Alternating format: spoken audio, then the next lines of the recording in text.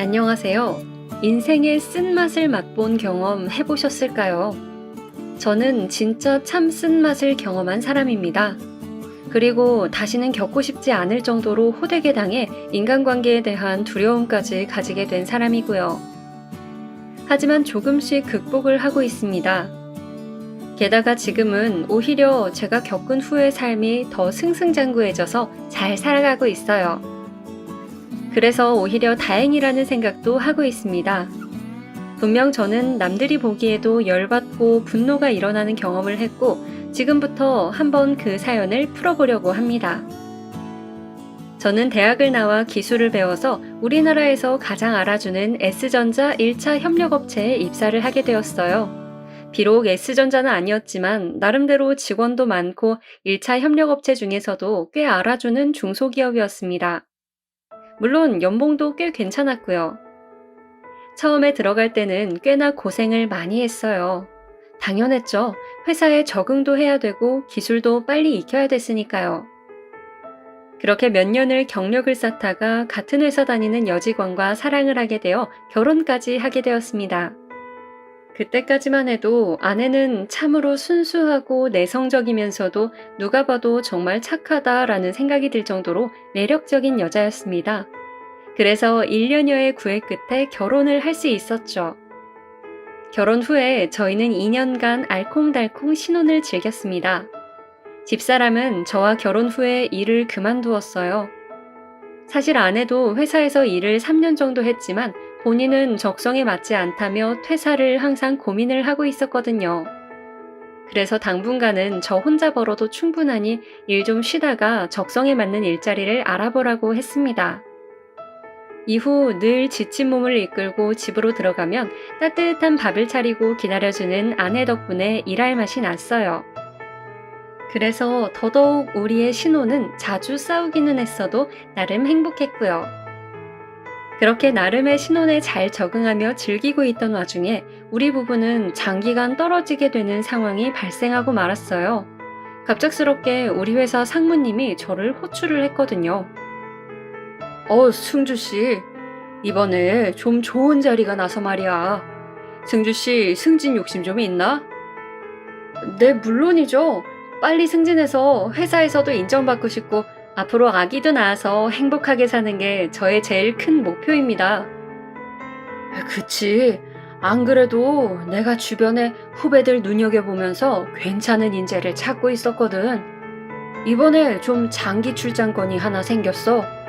거기에서 경험 쌓고 돌아오면 이쪽에서 승진하는 것도 얘기 잘 나올 거야. 오버 좀 하면 거기에서 승진을 하고 올 수도 있는 거고.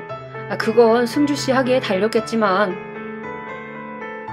장기 출장이요? 어느 나라로 가는 걸까요? 그게 말이야. 인도네시아 지사에서 사람을 필요로 해서 말이야. 우리 쪽에서 근무하던 사람이 어머님이 많이 아프셔서 좀 들어와야겠다고 하길래 우리 쪽 직원이랑 교체를 해주기로 했지. 근데 거기 가서 일할 인재가 있어야 말이지. 나는 승주 씨가 생각이 있으면 추천해주고 싶은데 생각 있어? 인도네시아 출장이요? 그건 제가 혼자 결정할 문제는 아닌 것 같고 제 아내하고 상의를 좀 해봐야 될 것 같습니다. 지방도 아니고 아예 외국으로 가는 거면 아내가 좀 걸려서요. 결혼한 지 얼마 되지도 않았고. 그래. 고민되겠지. 하지만 시간 많이 못 주니까 얼른 결정해서 답 가지고 와. 네, 알겠습니다. 그래도 생각해 주셔서 감사합니다, 상무님. 저는 너무나도 좋은 기회를 놓치고 싶지 않았습니다. 하지만 상무님에게 말한 대로 아내가 걸렸어요. 그래서 그날 집으로 가자마자 아내에게 모든 이야기를 전하며 상의를 했습니다. 여보, 좀 중요하게 할 말이 있어. 뭔데 그게? 당신도 최재문 상무님 알지? 상무님이 아까 오후에 부르시더니 나한테 장기 출장을 말씀하시더라고. 거기에 기술 진보 강의가 필요한가 봐. 나보고 가서 2년만 딱 고생하라고 하는데. 장기 출장? 어머, 그거 당신한테 좋은 기회 아니야? 그렇지. 너무 좋은 기회이긴 한데 좀 고민되는 부분이 있어서 말이야. 뭔데? 당신한테 좋은 기회면 무조건 잡아야지. 다른 게 아니고 장기 출장이 지방으로 가는 게 아니라 해외로 가야 할 것 같아. 인도네시아인데 그쪽에 있던 직원이 한국으로 급하게 들어와야 해서 나를 대체 직원으로 보내준다고 하더라고. 근데 당신하고 멀리 떨어져 있어야 한다는 게 난 좀 걸려서. 아우, 참, 난 또 뭐라고. 그게 무슨 걱정이야. 내 걱정은 하지 말고 당신 생각해. 당신이 좋은 게 나한테도 좋은 거잖아. 당신 정말 괜찮겠어? 나 가면 당신 혼자 지내야 하는데 말이야. 물론 거기 가면 내가 승진이 더 쉬워져서 여기 돌아와도 자리는 금방 잡을 수 있을 것 같다. 그럼 나 괜찮아, 여보. 승진되면 돈도 많이 버는 건데. 그리고 당신 승진 열정 대단하잖아. 이렇게 좋은 기회를 왜 날려? 인도네시아 가자, 여보. 다녀와. 나는 여기에서 당신 기다리고 있을 테니까. 같이 갈까? 아니야. 난 외국에서 사는 거 맞지도 않아. 그냥 한국에서 당신 올 때까지 잘 버텨볼게. 기회 되면 내가 가도 되고, 당신도 들어올 수 있는 거잖아. 그러니까 더 고민 말고 다녀와. 아내는 흔쾌히 저를 보내주었습니다. 그런 아내에게 미안하기도 했지만 고마운 마음이 컸어요. 저를 생각해주는 마음씨에 더 아내를 사랑하게 되었습니다. 그렇게 저는 인도네시아로 파견을 떠나게 되었어요. 공항에서도 둘이 껴안고 얼마나 울었는지 몰라요.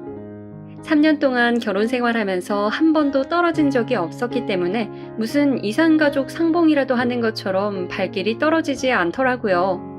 하지만 잠시만 버티면 제게도 잘만 하면 좋은 기회가 생길 수 있기 때문에 이를 악물고 참으려고 했습니다. 그렇게 저는 인도네시아로 가자마자 그쪽 업무를 인수인계받고 적응해 나가는데 정신없이 시간을 보냈습니다. 그러면서도 아내와의 연락은 놓치지 않았어요. 하루하루가 피곤하고 고되어도 저 없이 혼자서 집을 지키며 기다리고 있을 아내가 보고 싶기도 하고 미안했거든요. 그래서 무조건 하루에 한 번씩은 전화통화를 하려고 했고 문자 메시지도 수시로 하며 아내와 연락을 이어나갔습니다. 여보, 오늘도 잘 지냈지? 그럼, 당신은 힘든 일 없었어? 오늘은 집에 혼자 있는데 당신이 너무 보고 싶더라. 빨래하는데 당신 옷이 없으니까 괜히 시무룩해지는 거 있지? 그래도 잘 적응하고 있으니까 내 걱정하지 말고 당신 일에 집중해. 알았어. 고맙고 미안해, 여보. 우리에겐 분명 좋은 날이 있을 거야. 그래, 알았어. 혼자 있다고 식사 거르지 말고 이럴 때일수록 건강 챙겨야 된다. 알았지? 그렇게 아내는 여전히 항상 저를 걱정해주고 진심으로 잘 챙겨주었습니다. 그렇게 3, 4개월을 연락을 했을까요? 어느 날부턴가 아내에게서 연락이 좀 뜸해지기 시작하면서 제가 전화를 하거나 문자 메시지를 보내도 답을 보내지 않는 겁니다.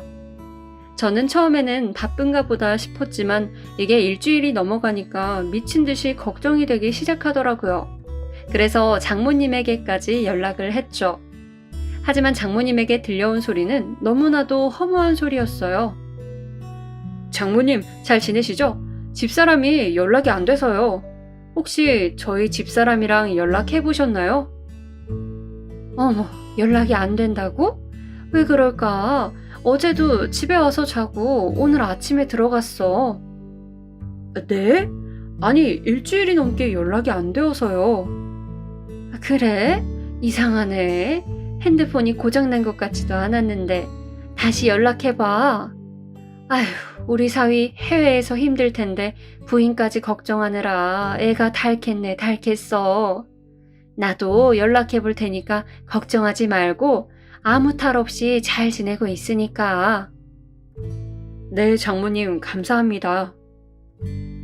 정말 걱정되는 마음으로 장모님에게 전화를 했을 때 들려오는 소리는 잘 지내고 있다는 허무한 소리뿐이었습니다. 이때는 걱정했던 모든 마음들이 서운한 감정으로 바뀌게 되더라고요. 그래서 저는 문자로 서운한 마음을 표현했습니다. 여보, 연락이 안 돼서 장모님께 연락드렸는데 당신 어제도 처가 다녀왔다면서. 별일 있는 거 아니냐고. 내가 몇 번이나 문자 보내고 연락했는데 왜 답이 없어. 얼른 연락 좀 해줘. 내가 무슨 일이 있는 줄 알고 얼마나 걱정했는지 알아? 사람을 왜 걱정시켜. 연락할 수 있는 상황이면 연락 좀 해. 나 진짜 화내려고 하니까. 저는 이렇게 보내놓고는 답이 올 때까지 기다렸습니다. 외국에 나와 처음으로 화내는 문자를 하고 나니 그제서야 몇 분 뒤 전화가 오더군요. 미안해. 내가 계속 연락해야지 해놓고 깜빡했어. 내가 요즘 정신이 없어서 말이야. 많이 걱정했지? 그걸 말이라고 해? 왜 이렇게 연락이 안 됐던 거야? 그게 요즘 당신이 없어서 외롭기도 해서 여기저기 바람 좀 쐬러 다니기도 하고 친정에도 좀 다녀오고 하다 보니까 정신이 없더라고. 게다가 핸드폰이 고장나서 수리받고 왔어, 오늘. 앞으로는 연락 좀 잘해. 사람 이렇게 걱정시키지 말고. 알았다니까. 걱정하지 마, 여보. 집 청소 마무리 좀 하게. 우리 전화 이제 끊자. 미안해. 다음에 또다시 연락해. 오랜만에 통화한 아내는 아쉽지도 않은지 얼마 통화도 안 하고는 전화를 끊어버렸습니다. 저는 너무나도 서운해 한동안 마음이 풀릴 때까지 연락을 하지 않았어요. 근데 웬걸요? 아내도 제가 연락하기 전까지 문자 한 통 보내지 않는 거였어요. 그래서 이대로는 안 되겠다 싶어서 다시 저는 전화를 하기 시작했어요. 하지만 아내는 이번에도 연락을 받지 않았습니다. 문자 메시지도 몇 통을 보냈지만 감감무소식이었고요. 처가에 전화를 해도 장모님은 요즘에는 연락이 없다는 소리만 들려올 뿐이었습니다. 저는 이때부터 걱정이 되기 시작했어요. 그래서 회사에 휴가를 내고 한국으로 들어가기 위해 티켓을 알아보게 되었어요. 그런데 그때 마침 시국이 시국인지라 저 역시도 인도네시아에 발이 묶여 1년을 그대로 썩어야만 했어요. 그러는 동안에도 아내는 여전히 연락이 닿지 않았습니다. 저는 걱정이 되는 반면 화도 나서 분노가 거의 극에 달해 있었어요. 참 여러모로 이해가 안 되고 그쪽 상황을 모르니 답답하기만 했습니다. 그래서 하루라도 빨리 한국행 티켓을 잡을 수 있을 때까지 기다렸어요. 그러다가 일시적인 귀국이 풀리게 되면서 저는 곧바로 티켓을 잡았고 곧바로 한국을 향해 들어갔습니다. 집에 가는 그 순간에도 아내는 제 전화를 받지 않았습니다. 집으로 가면서 별의별 생각이 다 들더군요. 제가 아내의 상황을 어디서부터 이해를 해야 할지 아니면 단단히 화를 내야 할지 제 마음도 중심이 서질 않았어요. 그렇게 택시를 타고 집에 도착했습니다. 그래도 오랜만에 집으로 오니 설레더군요. 아내와 좋은 추억이 깃든 신혼집이었으니까요. 그렇게 저는 애써 표정을 가다듬고 현관 비밀번호를 누르고 들어갔어요. 그때 시간을 보니 저녁 8시가 약간 안 되더라고요. 그래서 같이 저녁밥을 먹으며 얘기를 진지하게 해볼 생각이었어요. 그렇게 저는 조심스럽게 집으로 들어갔고 집으로 들어간 순간 저는 뒷목 잡고 쓰러질 광경을 보고 말았습니다. 제 눈으로 몇 번을 봐도 이 현실이 도무지 믿겨지지가 않았어요. 아내가 제가 너무나 잘 아는 사람이랑 다정하게 함께 있는 모습을 보고 말았거든요. 저는 너무 충격을 받고 말았습니다. 어떻게 그렇게 믿었던 아내가 이런 짓을 벌일 거라고는 꿈에도 상상하지 못했습니다. 그리고 아내와 이 집에서 동거를 하는 그 주인공은 놀랍게도 저를 인도네시아로 보낸 상무님이었습니다. 아니, 이게, 여보, 여긴 어떻게 왔어? 말도 없이 갑자기 어쩐 일이야? 아내는 갑자기 나타난 저를 보더니 황당하다는 듯이 말을 걸었고 그 옆에 있던 상무는 마치 귀신이라도 본 듯 그냥 얼어있다가 눈치껏 도망가려는 제스처를 취하더라고요. 그래서 저는 곧바로 도망가려는 상무의 뒷덜미를 잡아 소파 쪽으로 패대기를 쳤습니다. 아무리 힘이 좋은 상무님이더라도 40대 남자가 30대 남자를 상대하기에는 버거웠을 겁니다. 제가 죽일 듯이 달려들자 그 상무놈은 헝클어진 머리로 좋게 얘기를 하자고 하더군요. 하지만 그 상황에서 좋게 얘기할 사람이 과연 몇이나 있을까요? 저는 계속 이성을 잃고 소리를 질렀어요. 그리고 그뿐만이 아니었습니다. 제가 또 한 번 놀란 사실은 바로 그 아내가 배가 볼록하게 나와 있더라고요. 저는 분명 계속 인도네시아에 있었으니 확실한 건 제 아이가 아니라는 거였어요. 그렇다면 범인은 단 한 사람, 바로 옆에 있는 상무 그 자식이었습니다. 당신, 지금 이게 무슨 상황인지 당장 설명해. 그리고 당신, 그 배는 뭐야? 그게 도대체 무슨 상황인 거야? 있잖아. 아니, 미안해. 일단 진정해. 지금 나보고 진정하라고 했어? 미친 거 아니야? 지금 내가 진정하게 생겼어? 그 애새끼는 누구 애냐고? 혹시 이놈의 애 뵌 거야? 그런 거야?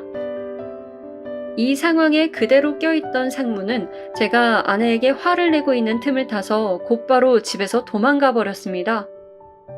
참 비열하고 간사한 자식이었어요. 지만 살겠다고 도망간 양아치였죠. 이런 무책임한 행동을 하는 상무를 보고 아내는 화가 난 듯 했지만 일단은 눈앞에 있는 저부터 해결하는 게 급선무인지 제 팔을 붙잡고 매달리더군요. 여보, 미안해. 정말 미안해. 근데 나 이제 저 사람 없으면 못 살아. 그동안 몇 번이나 말하려고 했는데 내가 임신을 해서. 근데 정말 내가 애만 낳고 당신한테 연락하려고 했어. 아내에게서 들려오는 황당한 소리에 저는 큰 실망감과 함께 분노를 감출 수가 없었습니다. 저는 이때부터는 이성을 찾기로 했어요. 이 황당한 소리를 해대는 여자와는 살 수 없다고 판단을 했고 헤어지더라도 제대로 복수를 하고 나서 헤어지기 위해 나름대로 그때부터 머리를 굴리기 시작했죠. 저는 일단은 화가 매우 났으니 집 밖으로 나가버렸어요. 그리고는 밖에서 어떻게 아내에게 책임을 물리고 헤어질 수 있을까를 궁리했고요. 방법은 하나였습니다.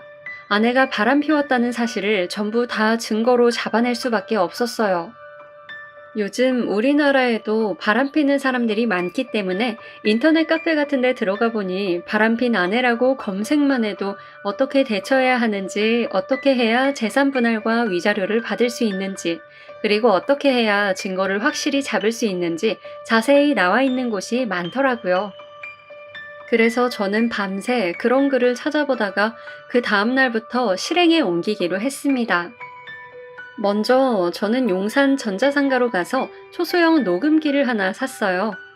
그리고 집으로 들어가서 거실 소파 밑에다가 녹음기를 설치해 증거가 될 만한 무언가를 잡으려고 계획을 세웠죠. 그렇게 한다면 제가 집에 없더라도 아내가 그놈이랑 무슨 수작을 부리는지, 무슨 통화를 하는지 증거될 만한 무언가를 찾기 위해 설치를 했습니다. 그리고 다다음 날 제가 밖에서 일을 보고 저녁에 집으로 들어와서 소파 밑에 있는 녹음기를 가지고 작은 방에서 녹음본을 들어보니 조그만 증거를 잡을 수 있었어요. 당신, 나 버리고 도망을 간 게 말이나 돼? 이제 어떡할 거야? 당신이 다 책임진다며. 나랑 살고 싶다고 저 인간 인도네시아로 보내버린 거 아니야? 이제는 애도 있는데 나보고 어쩌라고 그렇게 도망을 가. 빨리 해결해. 아님 나 당신 집으로 데리고 가던가. 당신 진짜 내가 지금 얼마나 불안한 줄 알아? 이거 알려지면 우리 모두 끝장이라고. 빨리 해결 좀 해봐. 아까도 전화 와서는 다 엎어버리겠다고 하고 집 나갔단 말이야. 그렇게 무책임하게 할 거면 왜 씨를 뿌렸어? 나 정말 가시방석이란 말이야. 아내는 이렇게 몇 번이고 그 자식에게 전화해서는 불안한 마음을 표출하고 있었어요. 아내는 그 상무놈에게 모든 걸 다 쏟아내고 있었습니다. 그리고 그날 저녁 상무놈이랑 아내가 밖에서 만난 것도 포착이 되었고요. 아내는 집에만 있는 게 답답했던지 상무놈이 일이 끝날 시간에 맞춰 만나는 것 같아 보였습니다. 그리고 둘이 저녁 먹고 같이 이동하는 도착지를 보고 깜짝 놀라고 말았네요. 이것들이 무서움을 모르는 건지 그날 밤에도 함께 으슥진 곳으로 들어가더라고요. 아마도 아내는 제가 무서워 상무놈에게 같이 있자고 말을 한 것 같아 보였어요. 저는 그 모습을 보고 어떻게 인간이라는 탈을 쓰고 이런 짓을 벌이는지 분노를 금할 수 없었습니다. 그래서 저는 그것들이 있는 곳으로 쳐들어가기로 마음을 먹었습니다. 어서 오세요. 7만 원입니다. 아니, 여기 숙박하러 온 거 아니고요. 조금 전에 들어간 두 사람 몇 호로 들어갔습니까? 근데 그건 왜 물으시죠? 누구신데 그러시는데요? 저 금방 들어간 여자 남편 되는 사람입니다. 제가 신분증도 드릴 테니 도와주세요. 지금 제 아내가 외도를 하고 있다고요. 사장님도 가정 있으시면 잘 아실 거 아니에요. 제발 외도 현장 잡을 수 있게 도와주세요. 제발 부탁드립니다. 만약이라도 제 아내가 아닐 시 모든 법적 책임은 제가 지도록 하겠습니다. 그렇게 저는 카운터를 보는 사장님에게 간절히 호소를 했고, 잠시 생각을 하던 사장님은 선뜻 보조키를 주시며 그런 놈들은 반 죽여놓으라면서 응원을 해주시더군요. 제가 다른 응원을 받는 것도 아니고 외도 현장 잘 잡으라고 응원을 받다니 이게 도대체 무슨 상황일까요? 그렇게 곧바로 703호로 이동을 했고 고민도 안 하고 문을 열어버렸습니다. 저는 그때부터 그들의 모든 모습들을 장인어른에게 영상통화를 걸어 아내의 믿기 힘든 장면을 실시간으로 전송해버렸습니다. 놀란 아내와 상무놈은 이불로 얼굴도 못 내민 채 감싸고 있었고, 저는 쥐새끼처럼 숨는 그것들의 이불을 뺏어서 생생하게 중계를 해버렸어요. 제가 이렇게 행동했던 건 다 이유가 있었습니다. 아내가 가장 무서워하는 사람이 장인어른이었고, 아내의 실체를 알린다면 장인어른이 제가 앞으로 무슨 짓을 해도 이해해 주실 거라 믿었기 때문이었죠. 그리고 전날 아내가 저 몰래 바람을 피고 있다고 연락을 드렸었는데 그때는 믿지 못하신다는 반응이었기 때문에 제가 헛소리하는 게 아니라는 걸 보여드리고 싶기도 했고요. 그걸 보신 장인어른은 더 이상 못 보시겠는지 저보고 김서방, 하여간 미안하네. 거기서 나오면 나한테 전화 좀 줘. 라고 말하며 먼저 전화를 끊어버리셨습니다. 그 이후 저는 인간 같지도 않은 그것들을 보며 다시 영상을 찍고 사진을 찍은 다음 저를 붙잡는 쓰레기들을 뿌리치고 그곳을 나올 수 있었고요. 저는 곧바로 장인어른에게 전화를 걸었습니다. 평소 장인어른은 저를 무척이나 좋아하시는 분이셨어요. 인도네시아에 있을 때도 아내는 제게 전화를 하지 않아도 장인어른은 한 번씩 밥은 잘 챙겨 먹는지 무슨 일이 있는 건 아닌지 걱정해주는 고마운 분이셨거든요. 장인어른의 목소리를 듣자마자 저도 모르게 가슴속에 있는 감정이 폭발하듯 목이 메이며 눈물이 흐르더라고요. 아버님, 김서방입니다. 죄송합니다. 다 제가 못나서 이렇게 된 겁니다. 제가 인도네시아에 가지 않았더라면 아내가 이런 일도 벌이지 않았을 텐데 너무 죄송합니다, 아버님. 아니, 아닐세. 김서방, 자네 탓이 아니야. 내가 다 딸을 잘못 키운 내 잘못이지. 자네가 상처받은 만큼 내가 갚아줄 걸세. 그러니까 이런 말 하긴 그렇지만 다 잊고 새 출발하게. 내가 어떻게 자네한테 우리 딸을 용서해주라고 말을 할 수 있겠나. 나도 아들이 있는 사람인데. 내가 정말 미안하네, 김서방. 그냥 이혼하고 다 잊고 편히 살아. 아이고, 내 팔자야. 아버님도 그렇게 본인 자식을 잘못 키웠다며 한없이 우셨습니다. 그렇게 아버님과 전화를 끊고 저것들의 더러운 모습을 알리기로 마음먹었어요. 저는 다음날 아내와 최재문 상무의 애정행각이 담긴 모습, 녹음본 등을 들고 회사로 찾아가 사장님과 직접 면담 요청을 해서 모든 증거들을 노트북을 가지고 보여드렸어요. 그걸 본 사장님은 곧 조치를 취하겠다고 하면서 저를 격려해주며 빠른 시일 내에 연락 줄 테니 본인을 믿고 잠시만 기다려달라고 하더군요. 그렇게 5일 정도의 시간이 흐른 뒤 어쩐 일인지 회사의 최재문 상무의 행각이 소문이 나기 시작했고 한순간 가정 파탄을 일으킨 쓰레기로 만들어져 있었습니다. 그간 같이 일했던 회사 선배에게 들을 수가 있었고요. 저보고 대뜸 전화해서는 그동안 얼마나 힘들었냐며 힘내라고 격려를 해주더군요. 사실 창피했어요. 상무와 바람핀 상대가 제 아내였고 그 아내의 남편이 바로 저였으니까요. 하지만 저도 독해지기로 했으니 이겨내려고 마음을 단단히 챙겼습니다. 결국 상무놈은 직원들에게 손가락질 받으며 회사에서 쫓겨나게 되었어요. 나중에 알아보니 상무와 아내는 저와 결혼하기 전부터 사이가 의심이 될 만한 행동들을 주위에서 했더라고요. 저는 그것도 모르고 아내와 결혼을 했던 거고요. 참 미련했습니다. 바보였어요. 이렇게 눈치가 없어서 어떻게 사회생활을 지금껏 했을까요? 아내만을 믿었던 저의 맹목적인 사랑이 이런 일을 자초한 게 아닌가 하는 생각이 들더라고요. 그 후로 아내도 제대로 털려서 처갓집에서도 아내를 받아주지 않았나 보더라고요. 저를 배신하고 다른 놈이랑 붙어먹은 걸 아신 장인어른은 그 길로 아내에게 손찌검을 하면서까지 다시는 찾아오지 말라고 했다고 했고, 어느 날 아내는 그 상무놈에게도 버림을 받았다며 서럽게 오열을 하며 저를 찾아왔더군요.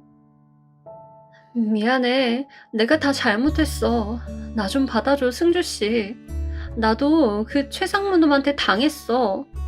최상무 회사 잘리고 나 책임 못 지겠대. 아이도 책임지지 않을 거래. 나 갈 데도 없어. 우리 아빠는 나 호적에서 파버리겠다고 난리야. 필요 없어. 내가 됐다고 했잖아. 아, 당신 오길 잘했네. 여기 이혼 서류. 당신 친정집으로 아무리 보내도 답이 없길래 찾아가려고 했는데 당신이 없어서 못 받은 거였어. 당신하고 최상무한테 위자료 톡톡히 받아낼 거니까 그렇게 알고 있어. 이미 증거들 넘쳐나고 있는 거 알고 있지? 아니야, 나는 이혼 못해. 아내는 끊임없이 저에게 용서를 구하며 다시는 그러지 않겠다고 했습니다. 하지만 저는 그녀를 받아줄 생각이 없었어요. 철저하게 드는 배신감에 그녀를 받아줄 수가 없었습니다. 저는 결국 이혼 소송을 걸어 완전히 아내와의 인연을 끊을 수 있었고요. 그리고는 이혼을 하는 과정에서 저는 최상무에게도 소송을 걸어 2천만 원을 받을 수 있었습니다. 저는 그들에게 본인들이 잘못한 죄에 대해 제대로 복수를 하게 된 것 같아서 속이 다 시원했습니다.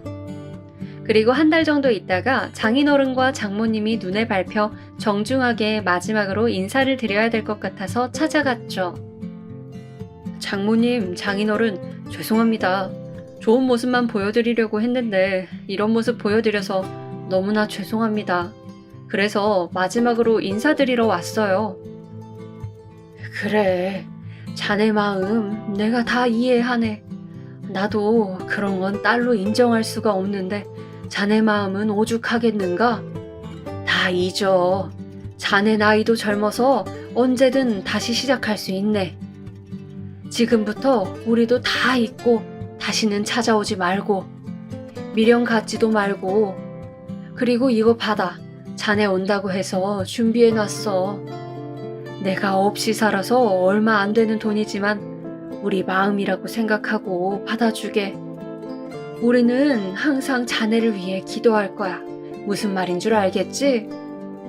그리고 내 딸이지만 나도 참 나쁜 년이라고 생각해. 얼마 전에 들어보니 유산됐다고 하더구나. 다 지 엿보지. 자네 눈에 눈물 나게 하니까 지 눈에서는 피눈물 나게 된 거야. 나도 참 가슴 아프긴 하지만 내가 자식 농사를 잘못해서 그러니 자네는 다 잊고 잘 살아. 장인어른. 그렇게 저는 장인어른이 주신 돈을 뿌리치지 못하고 1,000만 원이라는 돈을 받고 그곳을 나오게 되었어요. 정말 씁쓸하더군요. 지금껏 아버님, 어머님이라고 불렀던 사람들이 한순간에 남이 된다는 생각을 하니 인생이 참 씁쓸했습니다. 놀랍게도 아내는 유산까지 했고 지금은 어디에서 지내는지 장모님과 장인어른도 모르는 상황인 듯 했습니다. 그렇게 제 결혼 생활은 모든 게 끝이 났어요. 이후 저는 회사 사장님이 저를 불쌍하게 여기셨는지 다시 한국으로 들어와 일을 하게 해주셨고 오히려 아내 없이 일에 집중하며 지냈더니 얼마 전에 승진하게 되어 대리라는 직책까지 받게 되었어요. 인도네시아에서 일을 했던 게 도움이 되긴 한 거죠. 아무튼 저는 오히려 더 승승장구하며 잘 살고 있습니다. 그리고 요즘 저는 오히려 지금이 더 행복하고 좋아요. 당분간은 누구하고도 만날 생각 없이 제 인생을 살아보려고 합니다. 그렇게 힘들고 어려운 순간들이었지만 지금은 연락도 닿지 않는 아내가 가끔 생각이 나네요. 어느 정도 시간이 지나니까 한편으로는 불쌍한 여자라는 생각도 들었고요. 한순간의 잘못된 선택으로 모든 걸 잃은 걸 보면서 부디 앞으로는 정신 차리고 살았으면 하는 생각도 드는 요즘입니다. 이걸로 제 사연은 줄이도록 하겠습니다. 저의 삶을 응원해 주시면 정말 감사할 것 같아요. 그리고 여러분도 행복한 연말 보내시고 올해 따뜻하게 잘 마무리하시길 바랄게요. 감사합니다.